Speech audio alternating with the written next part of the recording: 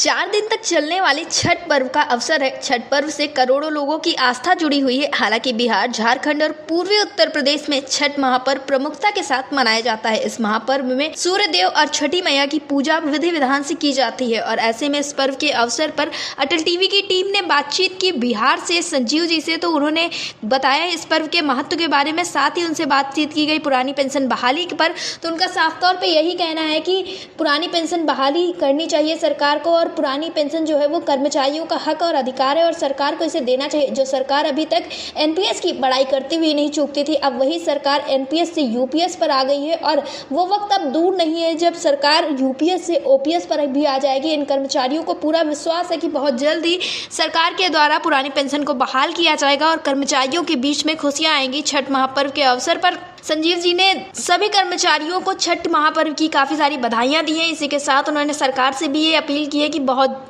जल्द ही इन कर्मचारियों की ओपीएस को बहाल कर दिया जाए, जिससे इन कर्मचारियों के जीवन में भी बहुत सारी खुशियां आ सके और इनके बुढ़ापे की लाठी इन्हें वापस मिल सके। ज़्यादा जानकारी देते हुए संजीव जी ने और क्या कुछ कहा, आप भी सुनिए। संजीव जी, आपका हमारे चैनल अटल टीवी पे बहुत बहुत स्वागत है।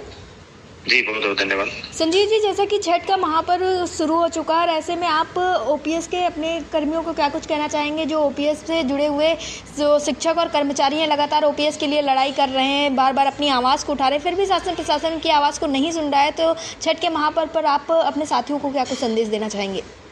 मैं आज बिहार का सबसे बड़ा पर्व छठ पर्व होता है जी, और बिहार के 2.5 लाख एनपीएस कर्मियों की तरफ से मैं सूर्य देव से और छठ माता से ये विनती करता हूँ कि जल्दी से सरकार को सद्बुद्धि दे और बिहार में ओपीएस लागू हो।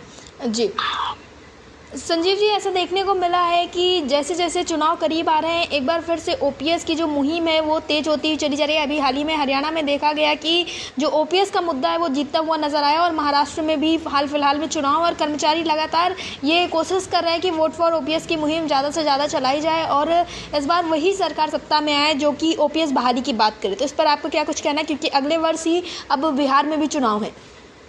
बिल्कुल, जो सरकार पहले ओपीएस के नाम पे चिढ़ जाती थी, अब वही सरकार एनपीएस में सुधार कर रही है, यूपीएस ला रही है, तरह तरह की बातें कर रही है। जो सरकार पहले कहती थी कि ओपीएस लागू कर देने से देश श्रीलंका हो जाएगा, देश की आर्थिक स्थिति बहुत खराब हो जाएगी, अब वही ओपीएस की तरफ कदम दर कदम बढ़ रही है। इसका मतलब है कि हमारी मांग सही थी और हम लोग जायज मांग पे चल रहे थे और कहीं ना कहीं सरकार भी इस तरफ बढ़ रही है।